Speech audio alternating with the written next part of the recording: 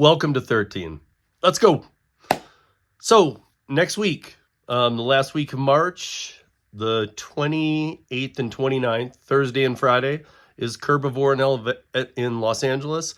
And if you would like to attend, it's a little pricey for gig workers. However, if you put in discount code Sergio5 at checkout, you can go for $5 to both days. So if you are in the LA area, drop in on it. It's supposed to be an event for sure. They got autonomous stuff there. They got some robotics, some things I'm going to be interested in talking to some people about, as well as other companies and some of the technology that's coming to the sector, including some of this fast food stuff that's going on in California. I'm looking forward to seeing about that. But today on 13, this is what I want to really quickly cover supply and demand. You guys are all familiar. I know that you understand the basics, but I'm kind of wanting to brand that into the title here today because that is really why we see differences in the markets. And some of you might be going, duh, I know this, but I really want to point it out because there are times when a lot of the markets are down, but there's times when people are like summer slowdown. And I know people who are the opposite, who live in Michigan towns or, the towns where if it's not summer, they're frozen. And it really, there's not a lot going on. So summertime is their big time. So they don't have summer slowdown. They have summer. That's their money time. So, but a lot of these apps, they're all supply and demand.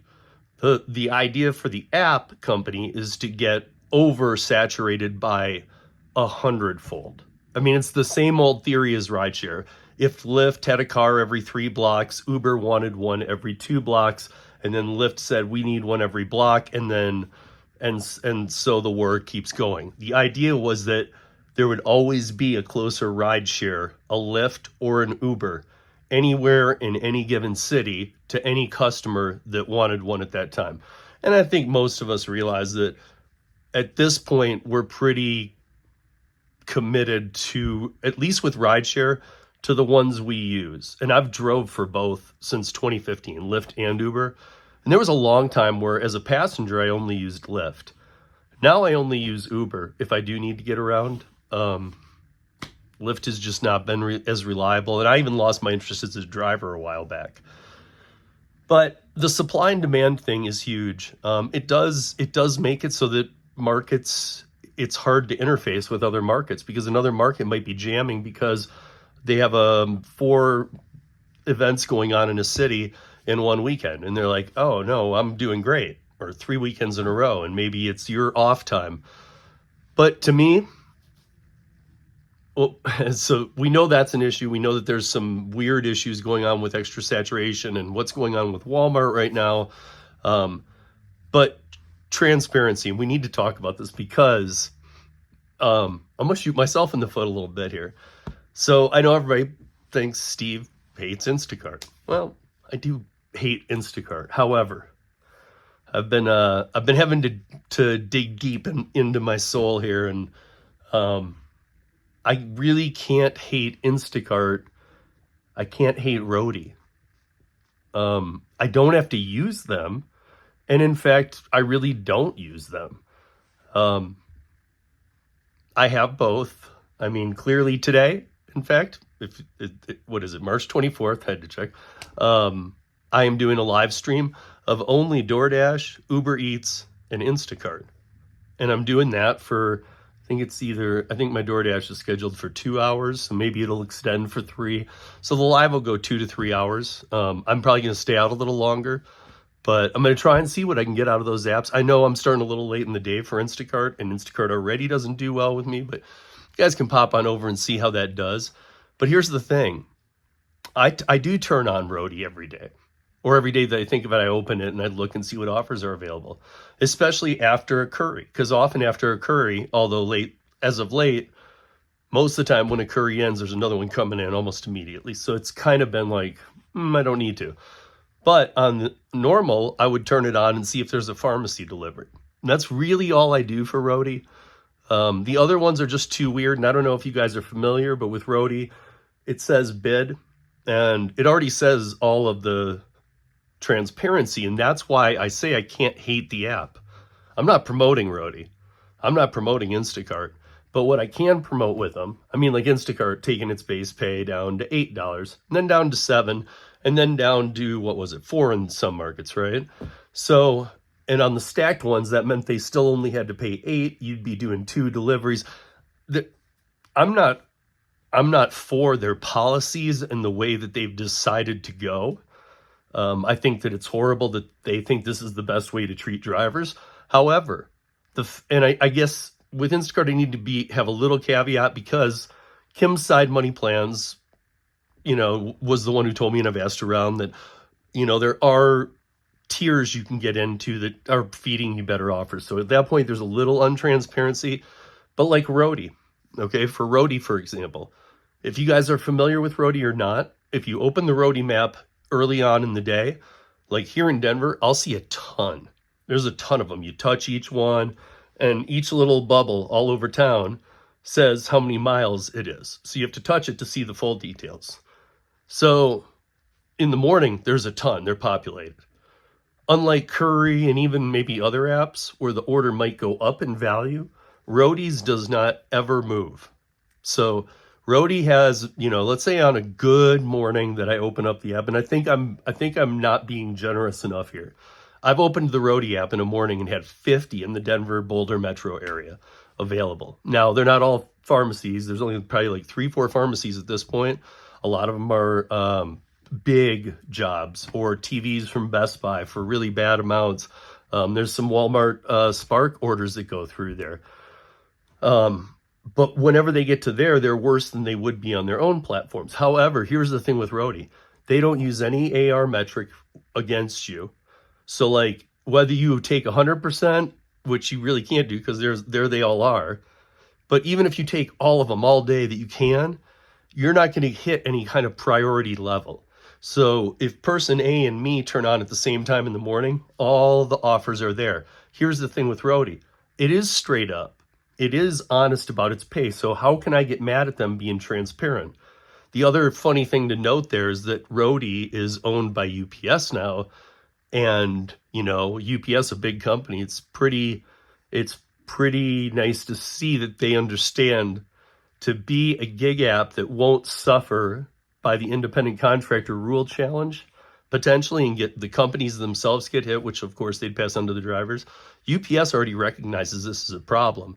So they see it as I do. The best way to fight this is to be fully transparent, because that's the one way that you're going to get out of this saying that everybody's an independent contractor. Curry's the same way.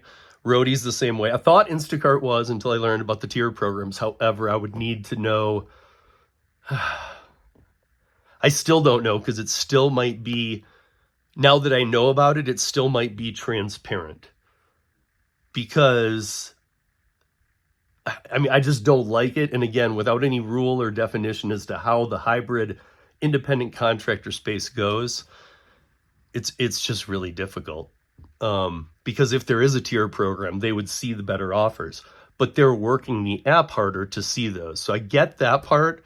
However, again, why I think we need to be called hybrid ICs and redefined a little bit, only because when I'm on the IC world, that's not how it works at all. But with Roadie, back to Roadie, I need to say this. So whatever orders populate in the morning, if 3 hours later, half of them are still there. No, they normally aren't. But let's say that 20 are there and maybe another 5 came in. The 20 that are still there hours later are the same ones that you saw in the morning for the same rate. They don't go up. And I'm not saying that's what transparency is, but I'm just saying somehow by the end of the day, every Roadie is taken. So it's like, 90% of what a day is going to see comes out in the morning, and then the other 10% comes out through the day. But at the end of the day, all the orders are taken. And a lot of them are like, if you pick up a Best Buy, you're doing like a mini route. So you might have 4 deliveries. So they say 4 deliveries, here's your pay. And it never is good. But if there's no AR and they're being totally honest and there's no foul on me or harm on my account for not taking it, then I can't get mad.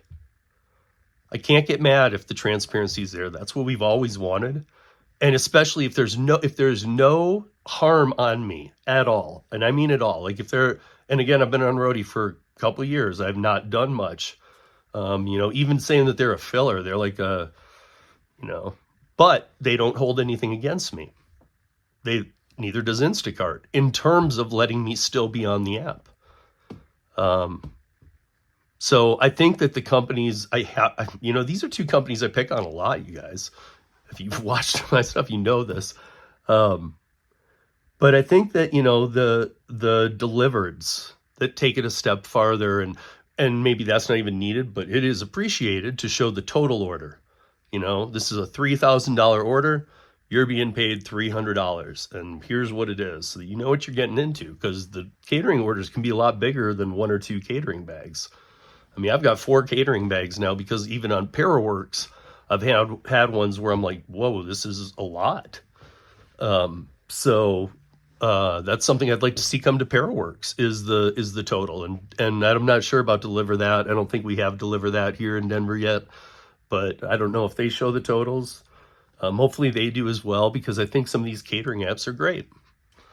And I also think some of these off-brands are really worth looking into, you guys. But what I guess I'm saying is beware of companies who are not fully transparent and who use AR metrics and give you, again, this gets a little crossing trails here, but like DoorDash's tier program and all the different cities and all the different ways that they do it. I know that I just said Instacart has one too, but Instacart doesn't have an acceptance rating. So I would be under the understanding that they have a tier program for people who perform better, which is not an independent contractor thing. But if they just rewrote this definition as hybrid, this federal DOL change, all the state legal nightmares that are coming this year, the legislation coming, I mean, it would just kind of maybe all be muted for a little bit if they gave it a definition. So that said, define the app-based gig economy. Every state should define the app-based gig economy right now with the DOL rule change in place, and then play it out. And that's 13 minutes of gig news in just under 13 minutes. Peace, y'all.